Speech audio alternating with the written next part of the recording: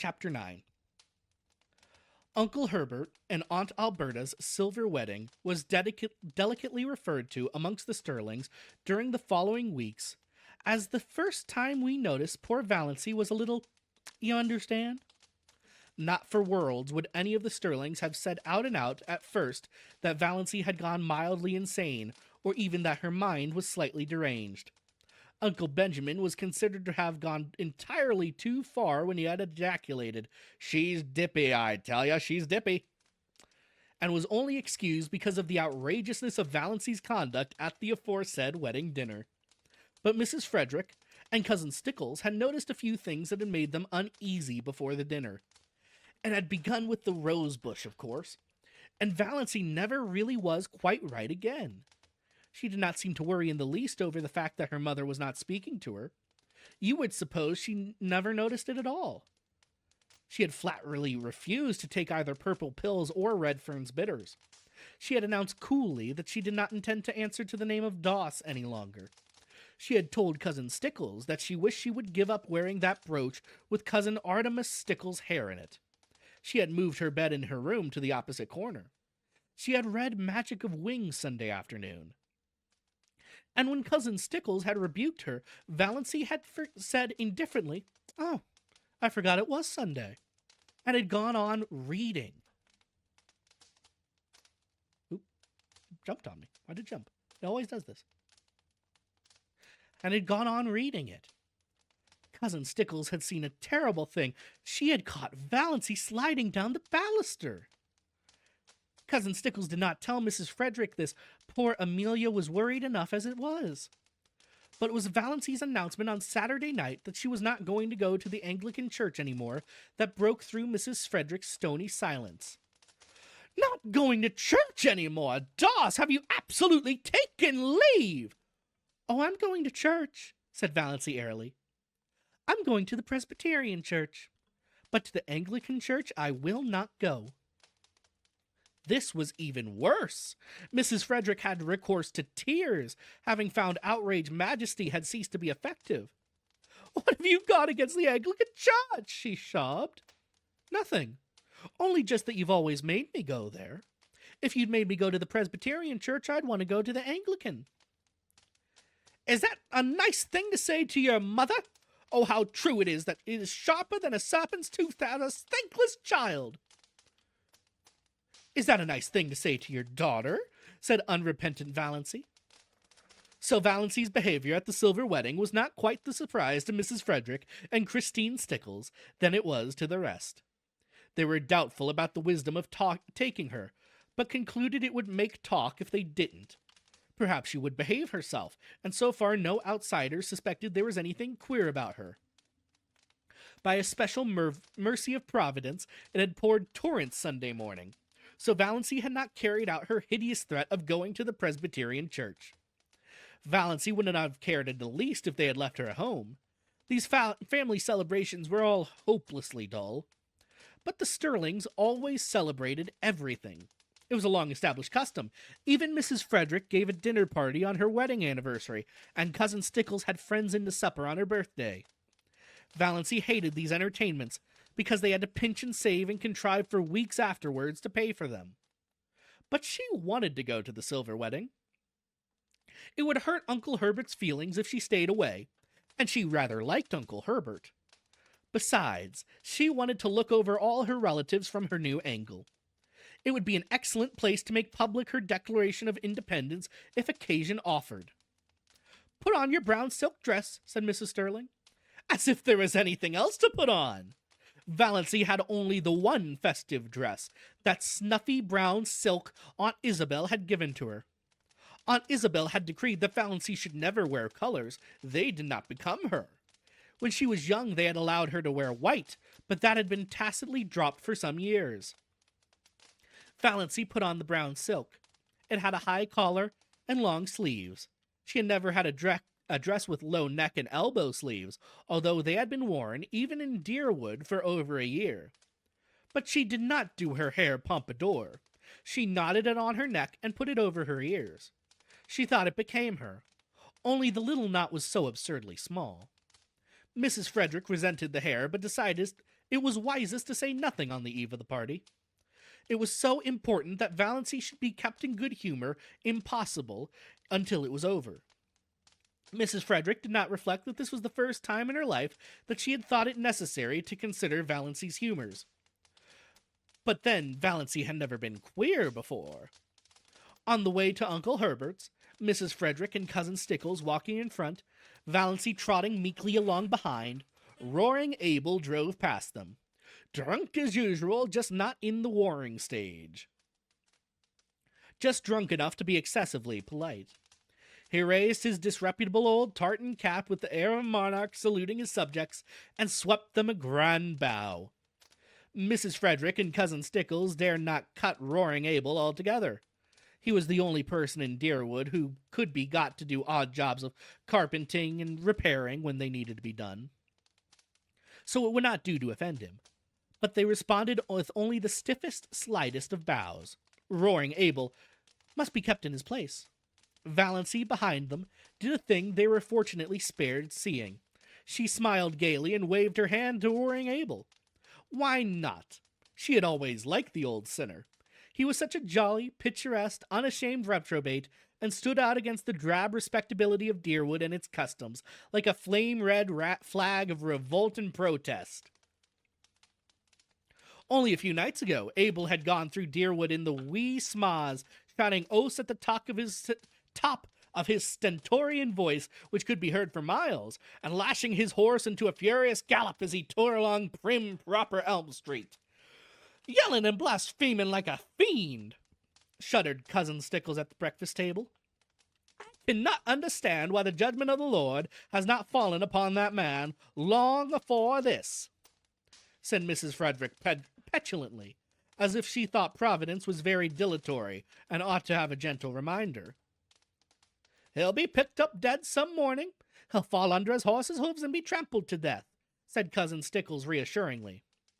Valancy had nothing, of course, to say, but she wondered to herself if Roaring Abel's periodical sprees were not his futile protest against the poverty and drudgery and monotony of his existence.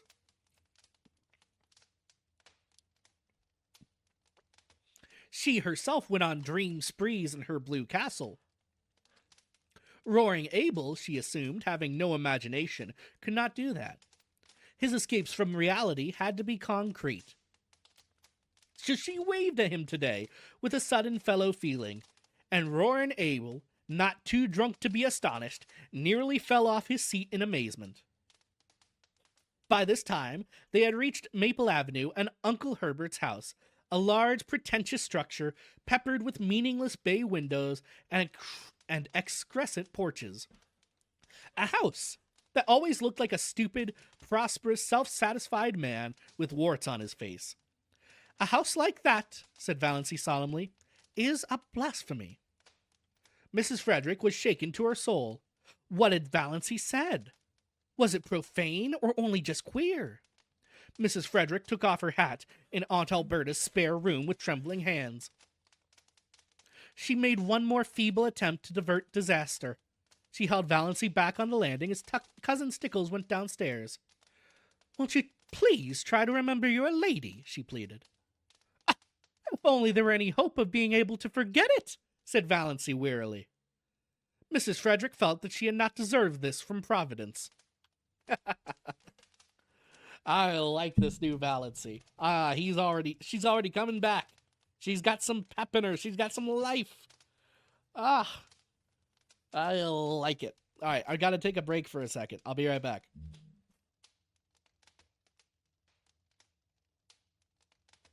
I'm back. Forgive me. I had to try and find some throat spray. I don't know why, but my throat today is a little dry, despite all the drinking.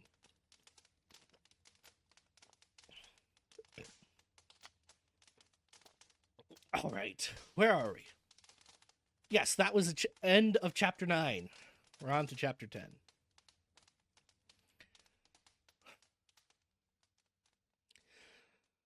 Bless this food to our use, and consecrate our lives to thy service, said Uncle Herbert briskly. Aunt Wellington frowned. She always considered Herbert's graces entirely too short and flippant. A grace, to be a grace in Aunt Wellington's eyes, had to be at least 3 minutes long and uttered in an unearthly tone, between a groan and a chant. As a protest, she kept her head bent a perceptible time after all the rest had been lifted. When she permitted herself to sit upright, she found Valancy looking at her. Even Aunt Wellington averred that she had known from the moment that there was something wrong with Valancy. In the queer, slanted eyes of hers, we should always have known that she was not entirely right with eyes like that. There is an odd gleam of mockery and amusement, as if Valancy was laughing at her. Such a thing was unthinkable, of course. Aunt Wellington at once ceased to think it. Valancy was enjoying herself. She had never enjoyed herself at a family reunion before. In social function, as in childish games, she had only filled in. Her clan has always considered her very dull. She had no parlor tricks. She had been in the habit of taking refuge from the boredom of family parties in her blue castle, which resulted in an absent-mindedness that increased her reputation for dullness and vacuity. She has no social presence whatsoever, Aunt Wellington had decreed once and for all. Nobody dreamed that Valancy was dumb in their presence merely because she was afraid of them. But now she was no longer afraid of them. The shackles had been stricken off her soul. She was quite prepared to talk if occasion offered. Meanwhile, she was giving herself such freedom of thought as she had never dared to take before. She let herself go with a wild inner exultation as Uncle Herbert carved the turkey. Uncle Herbert gave Valancy a second look that day. Being a man, he didn't know what she had done to her hair, but he thought surprisingly that Doss was not such a bad-looking girl after all, and he put an extra white piece of meat on her plate. "What herb is most injurious to a young lady's beauty?" propounded Uncle Benjamin by way of starting conversation, loosening things up a bit, as he would have said. Valancy, whose duty it was to say what, did not say it. Nobody said it. So Uncle Benjamin, after an expectant pause, had to answer, "Time!" And he felt that his riddle had fallen flat. He looked resentfully at Valancy, who had never failed him before, but Valancy did not even seem to be aware of him. She was gazing around the table, examining relentlessly everyone in this depressing assembly of sensible people and watching their little squirms with a detached, amused smile.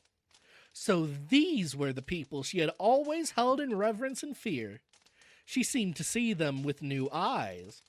Big, capable, patronizing, voluble Aunt Mildred, who thought herself the cleverest woman in the clan, her husband a little lower than the angels, and her children wonders. Had not her son Howard been all through teething at 11 months? And could she not tell you the best way to do everything, from cooking mushrooms to picking up a snake? What a bore she was! What ugly moles she had on her face! And Cousin Gladys, who was always praising her son who had died young and always fighting with her living one. She had neuritis. Or what she called neuritis. It jumped about from one part of her body to another. It was a convenient thing. If anybody wanted to go somewhere she didn't want to go, she had neuritis in her legs. And always, if any mental effort was required, she could have neuritis in her head. You can't think with your neuritis in your head, my dear. What an old humbug you are, thought Valancy impishly. Aunt Isabel, Valancy counted her chins. Aunt Isabel was the critic of the clan. She had always gone about squashing people flat. More members of it than Valancy were afraid of her. She had, it was conceded, a biting tongue. I wonder what would ever happen to your face if you ever smiled, speculated Valancy, unblushingly.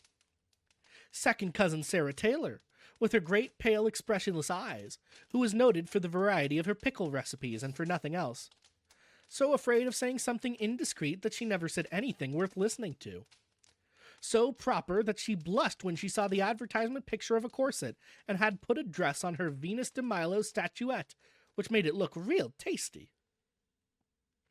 And little cousin Georgiana. Not such a bad little soul, but dreary, very dreary, always looking as if she had just been starched and ironed, always afraid to let herself go. The only thing she really enjoyed was a funeral. You knew where you were with a corpse, nothing more could happen to it. But while there was life, there was fear. And Uncle James, he was handsome, black with his sarcastic trap-like mouth and iron-gray sideburns.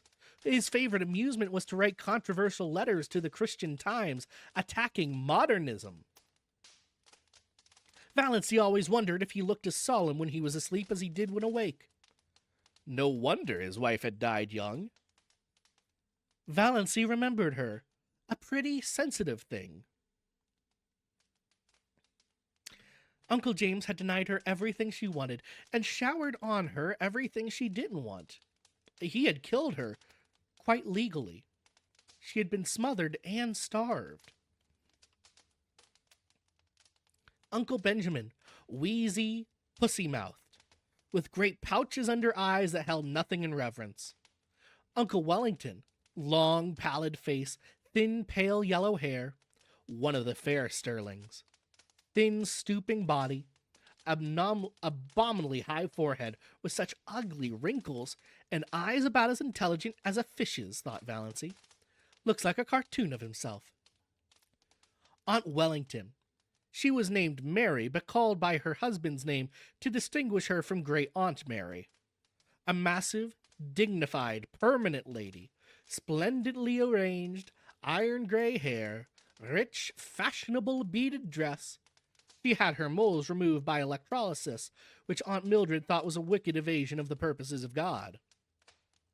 Uncle Herbert, with his spiky gray hair, and Aunt Alberta, who twisted her mouth so unpleasantly in talking, and had a great reputation for unselfishness because she was always giving up a lot of things she didn't want.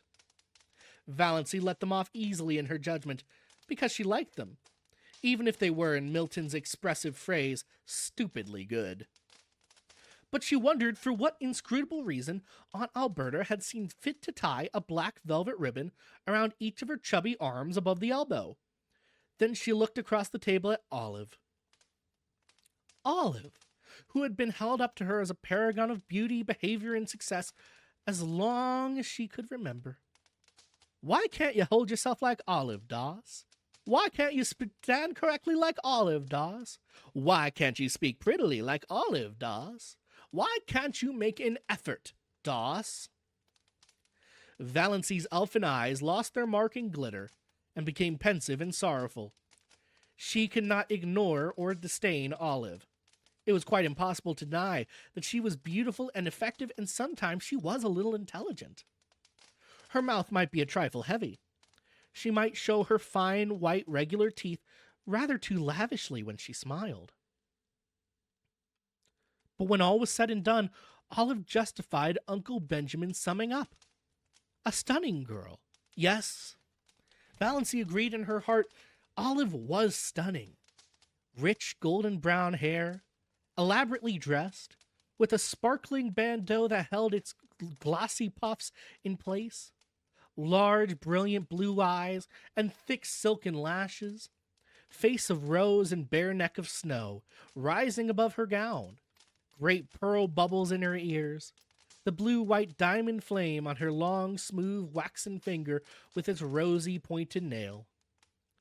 Arms of marble gleaming through green chiffon and shadow lace. Valancy felt suddenly thankful that her own scrawny arms were decently swathed in brown silk. Then she resumed her tabulation of Olive's charms. Tall, queenly, confident. She was everything Valancy was not. Dimples, too, in cheeks and chin. A woman with dimples almost always gets her own way, thought Valancy, in a recurring spasm of bitterness at the fate which had denied her even one dimple. Olive was only a year younger than Valancy, though a stranger would have had to thought there were at least 10 years between them. But no one ever dreaded old maidenhood for her.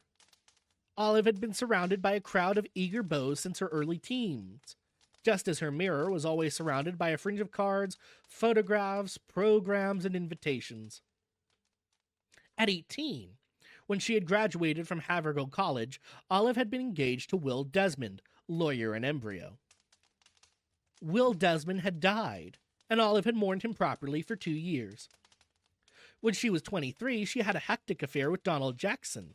But Aunt and Uncle Wellington disapproved of that, and in the end, Olive dutifully gave him up. Nobody in the Sterling clan, whatever outsiders might say, hinted that she did so because Donald himself was cooling off. However that might be, Olive's third venture met with everyone's approval.